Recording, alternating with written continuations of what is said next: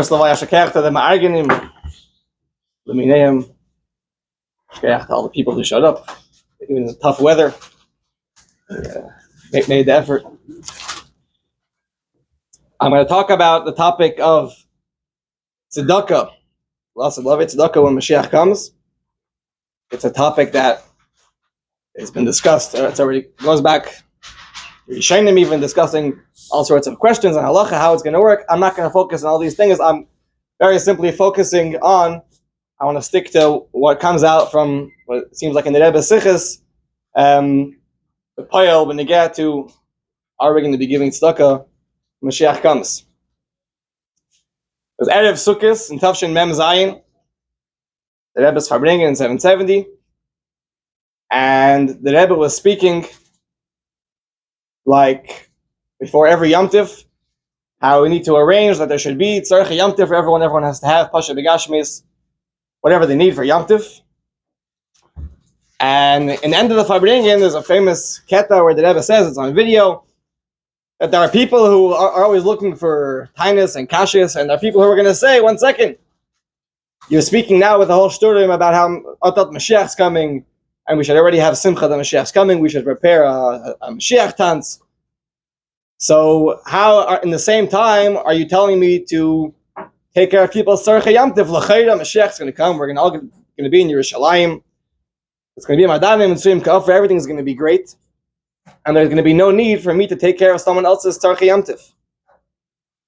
And the Rebbe says that fakert, if you really care about the Indians, if the Rebbe says, if now is the last moments of Golus, and Otat is going to be Mashiach, I mean, you're not going to have anymore the opportunity to help out someone who needs money, who needs your help. So the Rebbe says, Chaptarayin, the list of the Goyim from Golus, Chaptarayin, these last moments that you have, the Rebbe says, soon Mashiach's going to come, you're going to be running around Yerushalayim trying to find a poor person to help out, and you're not going to be able to find him.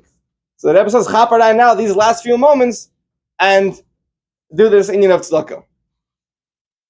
So from there, it seems pretty clear that Mashiach's coming, and that's it. No more tzedakah.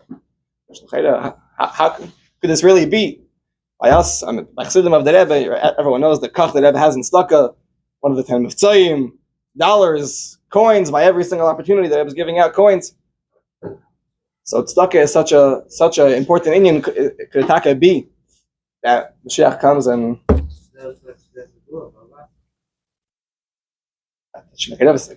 I'm asking what's going to be when Mashiach comes.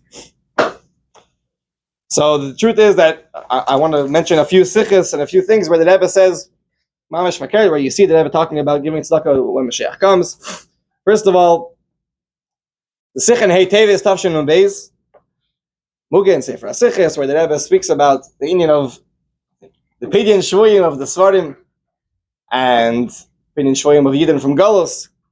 And the Rebbe mentions the concept of Vishaveha b'tzedakah. The Rebbe says, I'll give everyone tzedakah, and that will cause the inyan of Vishaveha b'tzedakah. The Rebbe says there that I'll give everyone $1 to give to tzedakah, and hopefully this will already be pale that Mashiach should come. And when Mashiach will come, we'll give the tzedakah in Yerushalayim, in Har HaKodesh, we'll give it after Mashiach comes.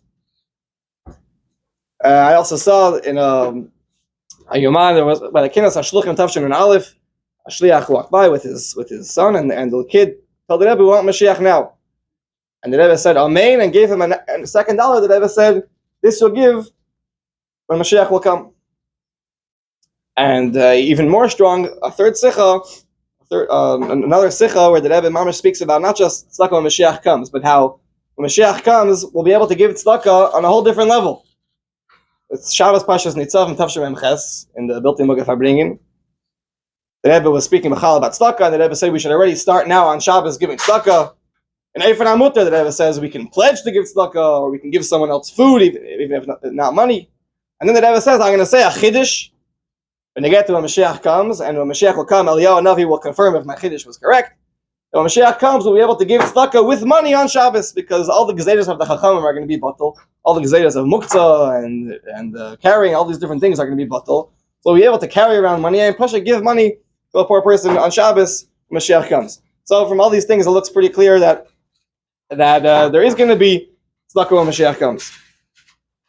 The emphasis is that the shaila is on a much more basic level, right? We all know that when Mashiach comes, there's going to be Madanim and Suyim Kafar, maybe candy on the trees, right? Everything we know. This is the basics that for sure everyone's going to have whatever they need. So how does a Bechal make sense? Such a concept that there should be a poor person when Mashiach comes, we'll have to take care of him.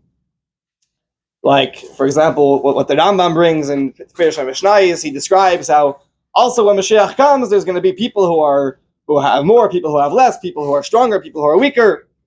And it's from the Gemara Masechta Shabbos, that it says, the famous Gemara where it says that the only difference between now and Mashiach is Shibud Malchus Velvad. The Gemara brings as a raya the pasuk in Dvarim which says Ki lo yechdal evi mikerev haaretz, that there will always be poor people. There's never going to be such a mitzvah of no poor people. So how do these things bepashta shtim with this that we know that Mashiach everything's going to be good? So the Rebbe talked about this many times, giving different biurim, and the main thing that the Rebbe said is the Indian of two tkufas, that we all know that there's going to be two tkufas, and the first tkufa it's going to be regular, and that's when you'll have anim and ashirim. Second tkufa, everything is going to be amazing. There's going to be candies on the trees, and there's going to be no poor people. And we also know that the Rebbe told us that we're in a matzav of zacha, and we're going to go straight to the second tkufa. So it comes again, bottom line to the bottom line question: if we're expecting bepashtus, and Mashiach's going to come, and everything is going to be amazing, and no one's going to be missing money. So what's the pshat and all these things that the Rebbe is speaking about giving tzedakah when Mashiach comes? So there's one nekuda, which is the Indian of what's called Melz Chasadim Gemach, meaning lending people money. That you could have a mitzias of people who are doing just fine. They have what they need, but you could still have a concept of a person who's more rich and less rich. Like we see the Rambam talks about when Mashiach comes. The pasuk, which is quoted by the Rambam, it says Miktanam Yad Gedolim. So you see there's a mitzias of a katan and a gadol. Doesn't mean everyone's going to be equal. So you could have a guy who has enough money and a guy who is extra rich. So the guy who's extra rich can give a loan to the guy who's more poor, and not more poor, who has a little bit less money to help him in his business or whatever. See, that's a concept of tzedakah, where even if everyone has what they need, you can have one person who's more rich than the other. Yes, that's one beer, but a vart which is much more pashut and much more understandable is that for sure there will not be such a concept of anim. There won't be such a concept of someone who's poor. No one will be lacking anything. Everyone will have what they need and even more. But when it comes to giving tzedakah, you could have tzedakah given to a poor person, which this is what the Rebbe was talking about in that Farbrengen of Erev Sukkos, where the Rebbe says you're not going to be able to find a poor person chapardai now to give him tzedakah. And then you have things which is not a person's personal need; it's the need of a tzibur that people have to together pay for, like making a Moshiach Shiur, like a release time fundraiser coming up, like building the Beis Hamikdash. All these things are things that it's obligation on the whole tzibur together to pay for. It's not any person's need that he's lacking in. Everyone together has to pitch in and do it. So Garbe Pashtus, there's going to be all sorts of things, starting with building the Beis Hamikdash, like the Rebbe Taka speaks about in Pashtus Truma Tavshinum Beis. The Rebbe speaks there very clear about how everyone should have ashiros, and the Rebbe mentions having ashiros for what? In order to build the third Beis Hamikdash. So now it all makes sense. And when Mashiach comes, we're going to go straight to the first or the second kufa. There's not going to be any poor people. Everyone's going to have whatever they need. There's not going to be a concept of having to take care of people's tzarchei yom tif, because everyone's going to be taken care of. But there is going to be an union of tzedakah, which is those things that we all together have to chip in to do, like building the Beis Hamikdash, like organizing anything, which is not anyone's personal job, but it's an union on everyone. Those things will for sure be there. And that's l'chayr the pshat when the Rebbe speaks all about giving tzedakah. Even after Mashiach comes, we'll have many worthy causes to give tzedakah to. And the ikar that it should be, we should see this on the payal with the scholars of the Rebbe, take of him yad mamash. Yeah,